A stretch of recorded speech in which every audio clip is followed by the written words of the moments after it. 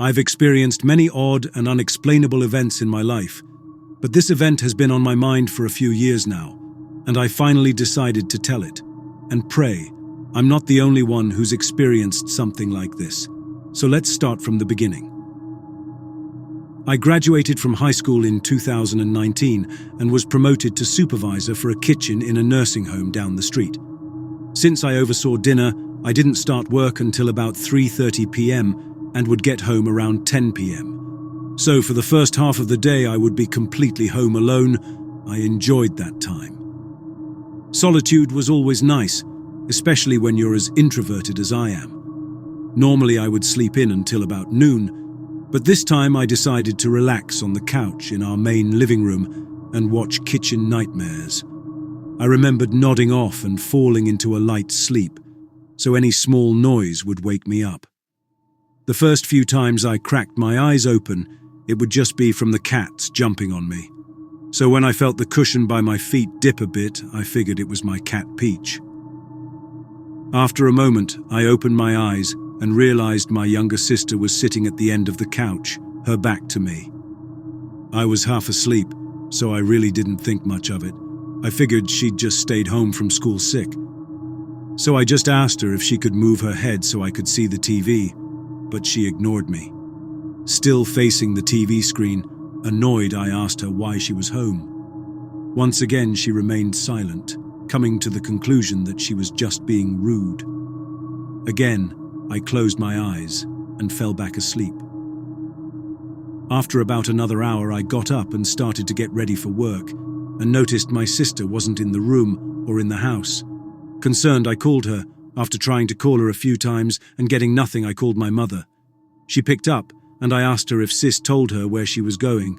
My mother, confused, asked me what I was talking about. She dropped Sis off at school before going to work. My sister had been at school this whole time. In shock, I hung up and kept this to myself, convinced I was losing my mind, that it was all in my head. But I remember that moment so vividly. What my sister was wearing, how she was sitting, how I felt a shift in the couch when she sat down. This wasn't a dream. This was real. It had to be. There was something in my house with me that morning, and it was not my sister. I kept this experience to myself. As a kid, I had what my parents called a very active imagination, always seeing things, hearing things, and being easily spooked. So I think it got to the point where I just convinced myself this whole experience didn't happen, and that there was some rational explanation. It actually took me a few years to tell my little sister about this. Once again, mostly out of fear of being perceived as crazy. And I didn't want to spook my sister. But something she said to me changed that real fast. This takes place in September 2022. My sister and I were waiting in line for a ride at a local amusement park. Every year, my dad's workplace would rent the whole park for employees and their families. We spent most of the day together as a family, but about an hour before closing SIS, and I went to the back of the park to ride some night rides, so it was just the two of us, and the waiting was getting terribly boring. Sis and I aren't very close and don't have much in common, so we struggled to have a conversation, and for the most part stood in silence, but out of the blue she spoke up. "Kat, want to hear something freaky?" As a lover of all things spooky, that caught my attention, so I immediately replied with an eager yes, and a part of me wishes I said no. My sister is a night owl, and over the summer would stay up until 6 a.m. I had just started working a different job after quitting my nursing home position. That's another scary story for a different day. So I was starting to go to bed at 12 a.m. every night and would be up around 10 a.m. So she would be the only one awake. One night, she noticed light coming from the crack in her bedroom door, and she heard both my voice and our mother's voices talking. Only it was hard to understand, as if we were either speaking too quickly or just complete gibberish. She quickly grabbed her phone, checking the time, and her confusion only grew when she noted it was 3 a.m. What were we doing awake? Sometimes my mum and I would go to the front window if the weather was bad during the night to keep an eye on the storm, or if there were sirens. We both have a habit of being very nosy. so she figured that's what was going on. After a few minutes, she could still hear the voices and still see the lights, growing curious. She got out of bed and opened her bedroom door and rushed into the hall, expecting to see me and my mother by the window talking. Only that's not what she saw. There were no lights on. It was completely dark besides the illumination from her phone screen, and there was no one in sight. Not our mother, not me. Not even the cats were out there, unsettled and confused. She turned to my bedroom door thinking I was messing with her. She opened my door, and I was asleep with both cats. She goes back in the hall. Mom and Dad's bedroom door is also shut. She peeks in there and both are sleeping. Now, my sister is a rational person. She was always the one to go in the basement first, tell the others that monsters and ghosts aren't real. So she completely pushed this event out of her mind, because in her eyes, it wasn't a big deal. Maybe she was just overtired, or our grandfather's TV downstairs was a bit loud, and that's what she heard. But like my own experience, this kind of sat at the back of her head, and the house grew to be a little less comfortable. She mentioned how after that, she felt like there was always someone watching, as if they were tucked in a corner just observing her. She wasn't scared out of her mind, just a bit confused. When she told me that a pit in my stomach opened up and I had chills, I laughed at first because, come on, we were in public and I didn't want to flip out. So we went on the ride, and for the remaining time, the park was open. We pushed that conversation on the back burner. On our way to meet up with our parents, we started talking about it again, and I finally told her about what happened to me. How I saw her at home that day, spoke to her, and could remember what she wore. That was the first time I saw her get scared. I wasn't home, she kept saying. What do you think it was then? We still don't know. We don't know if we want to know. The only thing we are sure of is there is something in our house.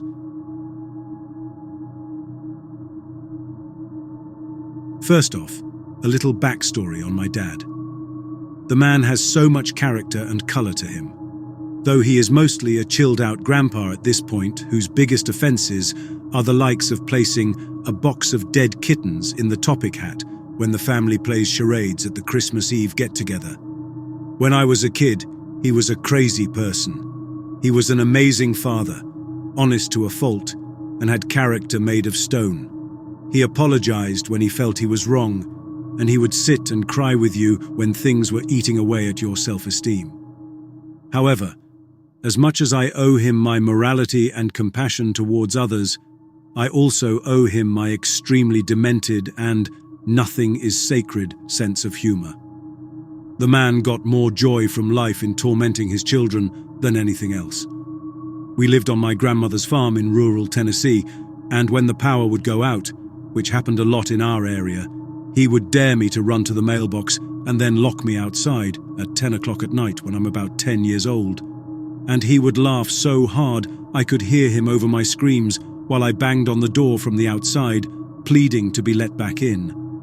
He was the type of dad to wake you up in the morning by revving a chainsaw, change the clocks in the house to make you get ready for school at 2 a.m, and stand on the front porch in his tighty-whities while you were getting on the bus in the morning and yell, "I love you! I'm gonna miss you so bad!" in a voice that could only imply that he was suffering from severe brain damage. In other words, he was always looking for a way to scare you, embarrass you, or just make you have such a crazy, unexpected experience that you would be guaranteed to remember him forever. And it worked. I love that man. Now, that was needed for context, and this story takes place in my second to last year on my grandmother's farm. I was 17 and had been working a job in my small town stocking beer coolers and mopping floors at the local gas station. I was driving home from work in my little truck at about 10 p.m, and as I pulled into the driveway, my headlights shone up the hill to my grandmother's house and panned down the hill to the edge of our single-wide mobile home. I stopped immediately. All 4 tires in the driveway, pointing straight to end of that straight stretch of gravel, I could see my dad. His old flatbed truck and my stepmother's minivan were parked pointing to the left, at the base of our trailer. He was standing behind them, with his back to my headlights. Our chocolate lab, Cassie, sat at his feet, staring intently at him, paying no attention to the vehicle entering her territory, which was highly unlike her. I only stopped because it was so late, and so unusual for my dad to be outside at this time. It was in the middle of the week. He was usually passed out in his recliner, wearing nothing but his underwear, with the History Channel quietly rambling on about the Civil War by this time. I slowly proceeded down the drive. Our driveway was about half a football field in length, and as I drove slowly toward the bottom of the drive, my dad began to walk, still with his back turned to me, and stepped behind the vehicles, the height of my stepmom's van fully concealing him. It took another 15 seconds from that point for me to reach the end of the drive, and I pulled my truck in on the side of his flatbed, leaving me closest to the road. I grabbed my big gulp and got out of the truck. "Dad?" No response. "Dad?" Still nothing. Immediately I got a bit creeped out, but then thought to myself nearly as quick, "This dude is trying to scare me again. He must think I didn't see him." I got down on my knee and peered under the vehicles. His left boot, unmistakable. Cassie's back legs and butt right beside him, tail tucked between her legs. I hollered out, "You're doing a crappy job of hiding, Dad. I can see your boot sticking out from behind the tire on the van." I watched as his left boot slowly slid to the right until it was concealed behind the tire with the other. Still, no response. I called for the dog. "Cassie!" She turned and literally scurried beneath the vehicles to get to me as if she was under heavy gunfire. She was whimpering when she got to me and acting very strange, as if she was terrified. She was acting how I would imagine a dog would act if they were constantly beat on, and I had never seen her behave that way before. When she got to me and I placed my hand on her, you could almost hear her breathe a sigh of relief. She was sticking to my legs like glue, and as I was still down on one knee and a bit off balance, she nearly knocked me over. I pet on her for a moment and tried to comfort her, but she seemed like she was afraid of something. With her tail still tucked between her legs, she pushed herself in between my legs as I stood up. It was after seeing how timid and odd Cassie was acting that I decided that I may be misreading the situation and I might need to get into the house. My dad was surely a prankster, but when he was caught, he was caught. He never drug things out once we caught on. He would come out and say something like, "I guess you kids ain't as gullible as you used to be. I'm gonna have to start stepping it up a notch." Dad didn't drink much, and never got drunk really, but I couldn't think of what the root of this odd behavior could possibly be, and it really started to weird me out. I made one last attempt at communication. "Dad, I know you're there. I saw you when I pulled in the driveway. The jig is up. What are you doing out here?" No response. I started around the front of my truck to round the vehicles and walk over to him. Cassie began to panic and whimper loudly, still glued to the inside of my ankles, crouched to the gravel with her head darting back and forth wildly. I stopped in front of my truck. I stand there for another moment in silence, waiting for something but not sure what, and then announce, "Well, I'm heading in. See you in a bit." I turn to walk to the front porch, unconsciously building speed as I hit the first step.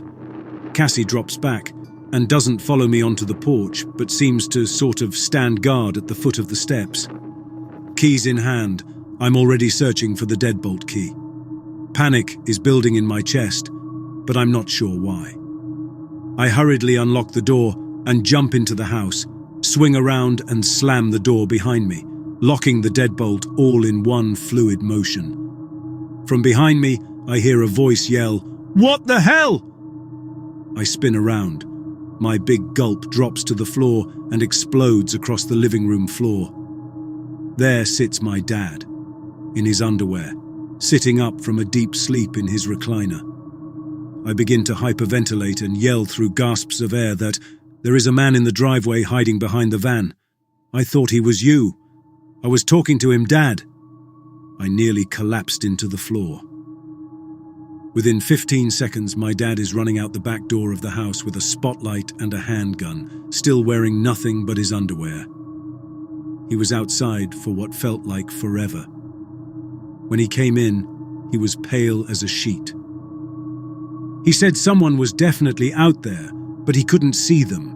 He could hear them running, but when he pointed the spotlight in the direction of the footsteps, there was no one there. Crazy thing is, our trailer sat at the front of a 150-acre cornfield, and it was off-season, so everything was tilled down to the dirt. There was nowhere for anyone to hide. It was a terrifying experience, and I know it's one that seems easy to explain. My brain really wants to tell me that I had just foiled a car thief or something, or maybe even stopped a possible home invasion. The thing is, though, my dad has an unmistakable posture, and an even more unmistakable walk. I know those were his boots I saw under the van. I also know that if he had somehow set all this up, I would have heard about it for years, because it would have been one of his favorite stories to tell, how he scared me so bad when I was 17, and how funny it would have been. He does tell people about this from time to time, but he always ends with the same detail. That it wasn't until he was outside running around in his underwear with a handgun that I realized that Cassie had been sleeping in the floor next to his recliner when I ran in the door.